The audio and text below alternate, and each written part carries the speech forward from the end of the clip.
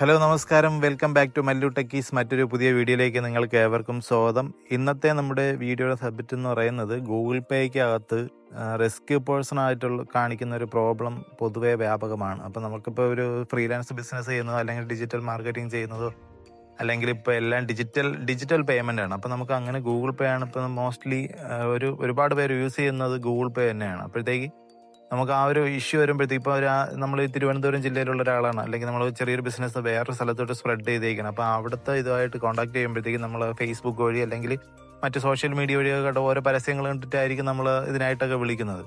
അപ്പോൾ അവർക്ക് നമ്മൾ അഡ്വാൻസ് അയച്ചു കൊടുക്കാൻ എല്ലാം പറഞ്ഞ് ഉറപ്പിച്ച് നമ്മളൊരു ഫ്രീലാൻസ് അല്ലെങ്കിൽ ഒരു ബിസിനസ് ഉറപ്പിക്കുന്നവരൊക്കെ വലിയ കഷ്ടമാണ്. അവരെ കൺവിൻസ് ചെയ്ത് അത് കൊണ്ടുവരുന്നത് തന്നെ ഏറ്റവും വലിയ കഷ്ടമാണ്. അങ്ങനെ എല്ലാം കറക്റ്റ് ചെയ്ത് കൊണ്ടുവന്നിട്ട് അഡ്വാൻസ് അയക്കാൻ പറയുമ്പോഴത്തേക്ക്, ക്യാഷ് അയക്കാൻ പറയുമ്പോഴത്തേക്ക് അവരുടെ അക്കൗണ്ടിൽ, അതായത് നമ്മളുടെ Google Pay number Google Pay number save ചെയ്തിട്ടല്ലാത്ത ഒരാളുടെ ആ അക്കൗണ്ടിൽ നമ്മൾ പേയ്മെന്റ് അയക്കണം. ഇപ്പോൾ QR കോഡ് സ്കാൻ ചെയ്തായാലും നമ്പർ അടിച്ചിട്ട് അങ്ങനെ ചെയ്ത് കഴിഞ്ഞാലും പേയ്മെന്റ് ചെയ്യാൻ നോക്കുമ്പോഴത്തേക്ക് റിസ്ക് പേഴ്സൺ ആണെന്നുള്ളൊരു വാണിംഗ് ഗൂഗിൾ പേയുടെ ഭാഗത്തു നിന്നുണ്ടാവും. അപ്പോഴത്തേക്ക് സ്വാഭാവികമായിട്ടും മറ്റൊരു ജില്ലയിൽ അല്ലെങ്കിൽ മറ്റൊരു സ്ഥലത്തിലുള്ള നമ്മൾ നേരിട്ട് പരിചയം പോലും ഇല്ലാത്ത ആൾക്കാർക്ക് അങ്ങനെയൊക്കെ കാണുമ്പോഴത്തേക്ക് നമ്മൾ ഫേക്ക് ആയിട്ടുള്ള ഒരു പേഴ്സൺ ആണ് അല്ലെങ്കിൽ പറ്റിക്കപ്പെടും എന്നുള്ളത്, ഫ്രോഡാണെന്നുള്ളൊരു ഇതൊക്കെ വരും.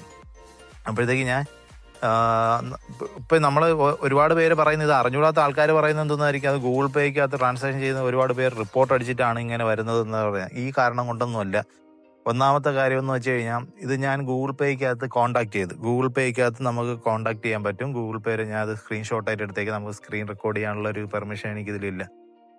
ആൻഡ്രോയിഡിലുണ്ടോയെന്ന് അറിയില്ല, ഞാൻ ഐഫോണാണ് യൂസ് ചെയ്യുന്നത്. അപ്പോൾ അതിനകത്ത് എനിക്ക് കിട്ടിയിട്ടില്ല, അതിന് ചെയ്യാൻ പറ്റുന്നില്ല റെക്കോർഡ് ചെയ്യാൻ. അപ്പോൾ സ്ക്രീൻഷോട്ട് ചെയ്തിട്ട് ഞാൻ അതിങ്ങനെ കാണിച്ചു തരാം. എവിടെയാണ് കോൺടാക്ട് സപ്പോർട്ട് കൊടുത്തിട്ട് നമുക്ക് കോൾ ചെയ്യാനുള്ള ഓപ്ഷനൊക്കെ ഉണ്ട്. പക്ഷേ മലയാളം ലാംഗ്വേജ് ഇല്ല, തമിഴുണ്ട്. അപ്പോൾ ഞാൻ തമിഴിൽ അവരോട് സംസാരിച്ചപ്പോഴത്തേക്ക് അവർ പറയുന്നതെന്ന് വെച്ച് കഴിഞ്ഞാൽ, ഗൂഗിൾ പേയിൽ ഒരുപാട് ട്രാൻസാക്ഷൻ നടക്കുന്നുണ്ട്. ഇതിപ്പോൾ നമ്മൾ ഇപ്പോൾ എവിടെ പോയി കഴിഞ്ഞാലും കയ്യിൽ പൈസ കൊണ്ട് നടക്കുന്നവരൊക്കെ വളരെ കുറച്ച് ആൾക്കാർ മാത്രമേ ഉള്ളൂ. ഈ ഫോണും ഗൂഗിൾ പേ ആയിട്ട് നടക്കുന്നവരല്ലേ. നമ്മളൊരു ചായ കുടിക്കാൻ കയറി കഴിഞ്ഞാലും എന്തെങ്കിലും വാങ്ങിക്കാൻ കയറി കഴിഞ്ഞാലും ചെറിയൊരു പേയ്മെന്റ് ആയിരുന്നാൽ പോലും ഗൂഗിൾ പേ വഴിയാണ്. അപ്പോൾ ട്രാൻസാക്ഷൻ്റെ അളവ് കൂടും, അതൊക്കെ സ്വാഭാവികം. അപ്പോഴത്തേക്ക് അവർ പറയുന്നതെന്ന് വെച്ച് കഴിഞ്ഞാൽ, ട്രാൻസാക്ഷൻ്റെ ലിമിറ്റ് അല്ലെങ്കിൽ ഒരുപാട് ട്രാൻസാക്ഷൻ ഇങ്ങനെ വരുന്നതുകൊണ്ടാണ് നമ്മുടെ ഈ ഒരു റിപ്പോർട്ട് ഇങ്ങനെ കാണിക്കുന്നതെന്നുള്ളതാണ്. അപ്പോഴത്തേക്ക് അവരുടെ ഭാഗത്ത് ഞാൻ അങ്ങനെ ചോദിച്ച്, ഇതിന് ഒരു സൊല്യൂഷനും ചോദിച്ചപ്പോഴത്തേക്ക് അവർ വേറെ സൊല്യൂഷനൊന്നും ഇല്ല.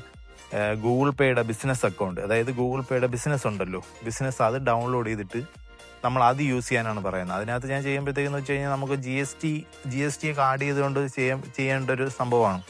അപ്പോഴത്തേക്ക് നമ്മൾ GST ആഡ് ചെയ്ത് ഇങ്ങനെയൊക്കെ ഓരോന്ന് ചെയ്യണം. GST ഇല്ലാതെ ഗൂഗിൾ പേ ബിസിനസ് യൂസ് ചെയ്യാൻ പറ്റുമോ എന്നുള്ള കാര്യത്തിൽ എനിക്ക് ഡൗട്ടാണ്. ഞാൻ നോക്കിയിട്ടില്ല, GST ആഡ് ചെയ്താലേ പറ്റത്തുള്ളൂ എന്നാണ് തോന്നണം.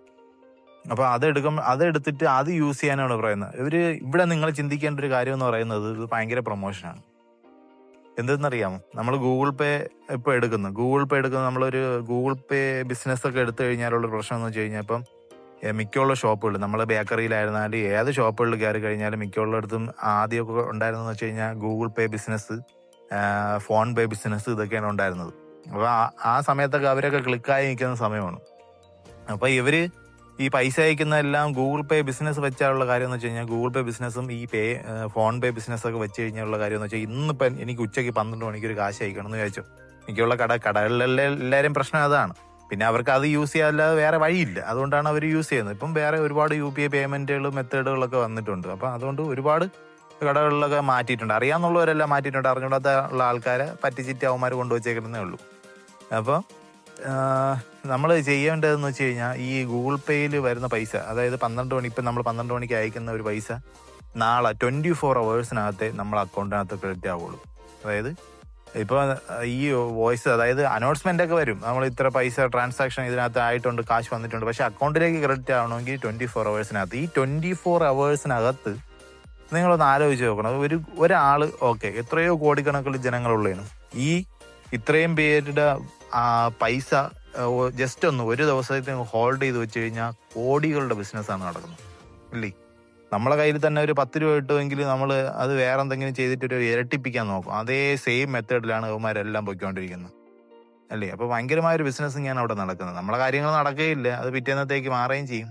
അപ്പോൾ എനിക്ക് നിങ്ങൾക്ക് പറഞ്ഞു തരാനുള്ള സൊല്യൂഷൻ എന്ന് പറയുന്നത്, ഈ ഗൂഗിൾ പേ ഒരു പേയ്മെന്റ് മെത്തേഡ് മാത്രം ഉപയോഗിക്കരുത്. പിന്നെ അന്നൊന്നും നമ്മൾ ഈ ബാങ്കുമായിട്ട് കണക്ട് ചെയ്ത് ഈ QR കോഡ് സ്കാൻ ചെയ്ത് അയക്കാനോ ഉള്ള മെത്തേഡുകളും കാര്യങ്ങളൊന്നും ഇല്ലായിരുന്നു. ഇപ്പൊ എല്ലാ മെത്തേഡും നമ്മൾ ഏത് ബാങ്കിലാണോ അക്കൗണ്ട് എടുത്തേക്കണ എല്ലാ അതിനും അവർക്ക് അവരുടേതായ ബാങ്കിങ് ആപ്ലിക്കേഷനൊക്കെ ഉണ്ട്. അവർക്ക് QR കോഡ് സ്കാൻ ചെയ്താലും നമ്മൾ ഗൂഗിൾ പേ വർക്ക് ചെയ്യുന്ന പോലെ മറ്റ് പേയ്മെന്റ് മെത്തേഡുകളൊക്കെ വർക്ക് ചെയ്യുന്ന പോലെയൊക്കെ വർക്ക് ചെയ്യാൻ വേണ്ടി നല്ല രീതിക്ക് വർക്ക് ചെയ്യുന്ന ഒരുപാട് ഇതുണ്ട്.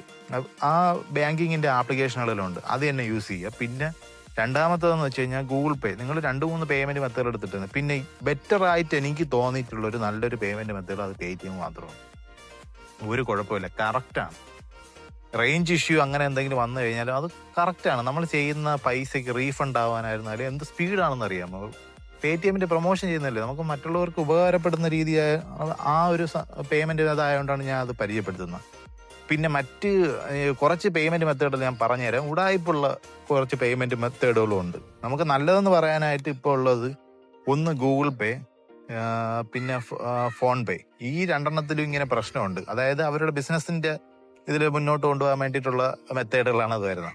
പിന്നെ അല്ലാതെ നമുക്ക് സാധാരണക്കാർക്കൊക്കെ യൂസ് ചെയ്യാൻ പറ്റുന്നതെന്ന് വെച്ച് കഴിഞ്ഞാൽ ഒന്ന് പേടിഎം എടുക്കാം. പിന്നെ അല്ലാതെ മണി വ്യൂ എന്നും പറഞ്ഞിരുന്നുണ്ട്. അത് പ്ലേ സ്റ്റോറിൽ മാത്രമേ ഉള്ളൂ. ആപ്പിൾ ഐഫോണിൽ QR കോഡ് അതായത് മറ്റേ സ്കാനറൊക്കെ വെച്ച് ആ പേയ്മെന്റ് ചെയ്യാനുള്ള സെറ്റപ്പ് ഒന്നും ഇല്ല. പ്ലേ സ്റ്റോറിൽ ഇപ്പോഴും വരെ അവൈലബിൾ ആണ്. ഈ മണി വ്യൂവിന്റെ ആപ്ലിക്കേഷനകത്ത് നമുക്ക് ഒരുപാട് ലോണും കാര്യങ്ങളൊക്കെ കിട്ടുന്നുണ്ട്. നല്ല ട്രസ്റ്റഡ് ആയിട്ടുള്ളൊരു ആപ്ലിക്കേഷൻ തന്നെയാണ് മണി വ്യൂ. അപ്പൊ അതിനകത്ത് നമ്മൾ ബാങ്കൊക്കെ ആഡ് ചെയ്തിട്ട് നമ്മൾ ഈ പേയ്മെന്റ് ഇതുപോലെ തന്നെ നമ്മൾ ഗൂഗിൾ പേ ചെയ്ത് കണക്ട് ചെയ്ത് തന്നെ ചെയ്യുന്നത്. അപ്പൊ അതിനകത്ത് നമ്മൾ പേയ്മെന്റ് ചെയ്യുമ്പോഴത്തേക്ക് നമുക്ക് കിട്ടാനുള്ളൊരു ഇതെന്ന് വെച്ച് കഴിഞ്ഞാൽ നമുക്ക് ലോണൊക്കെ എന്തെങ്കിലും അത്യാവശ്യങ്ങൾ വന്നു കഴിഞ്ഞാൽ ലോണുകളൊക്കെ എടുക്കാൻ ഈ മണി വ്യൂ ആപ്ലിക്കേഷൻ ബെറ്റർ ആണ്. ക്രെഡിറ്റ് ബി നല്ലതാണെന്ന് എല്ലാവരും പറയുന്നുണ്ടെങ്കിലും എനിക്ക് അതിനോട് വലിയ താല്പര്യമൊന്നുമില്ല. കാരണം എന്തെങ്കിലും ചെറിയൊരു അടവ് എന്തെങ്കിലും പെൻഡിങ് വന്നു കഴിഞ്ഞാൽ അപ്പോഴും വിളി തുടങ്ങും. പിന്നെ നമ്മളെ അക്കൗണ്ടിനകത്തുള്ള ഈ മൊത്തം ആക്സസ് ചെയ്തിട്ടല്ലേ എല്ലാം കൊടുക്കുന്നത്.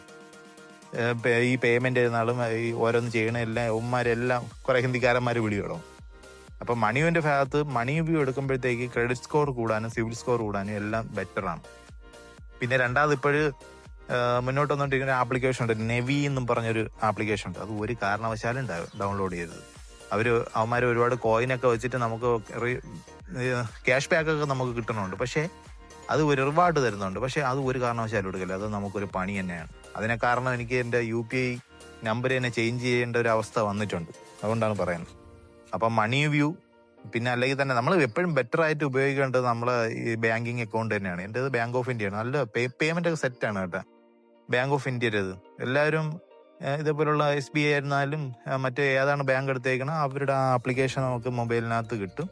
അതെടുത്ത് ഡൗൺലോഡ് ചെയ്ത് നിങ്ങൾ പേയ്മെന്റ് ചെയ്യുക. ഓക്കെ. അപ്പോൾ വീഡിയോ ഇഷ്ടമായെങ്കിൽ എന്തെങ്കിലും സംശയങ്ങളൊക്കെ ഉണ്ടെങ്കിൽ കമന്റ് ബോക്സിൽ ചോദിക്കുക. ഓക്കെ. അപ്പോൾ വീഡിയോ ഇഷ്ടമായെങ്കിൽ ലൈക്ക് ചെയ്യുക, ഷെയർ ചെയ്യുക, സപ്പോർട്ട് ചെയ്യുക. ഇത് മറ്റുള്ളവർക്ക് ഉപകാരപ്പെടണം എന്നുള്ളതുകൊണ്ടാണ് ഞാനിതിങ്ങനെ ചെയ്യാൻ കാരണം ഒരുപാട് പേർക്ക് ഈ എന്തെങ്കിലും ചെറിയ ചെറിയ ബിസിനസ്സുകൾ അല്ലെങ്കിൽ മറ്റെന്തെങ്കിലും ബിസിനസ്സുകളൊക്കെ വരുമ്പോഴത്തേക്ക് അവർക്ക് എന്തെങ്കിലും ബുദ്ധിമുട്ടുണ്ടാകാതിരിക്കില്ല. ഓക്കെ.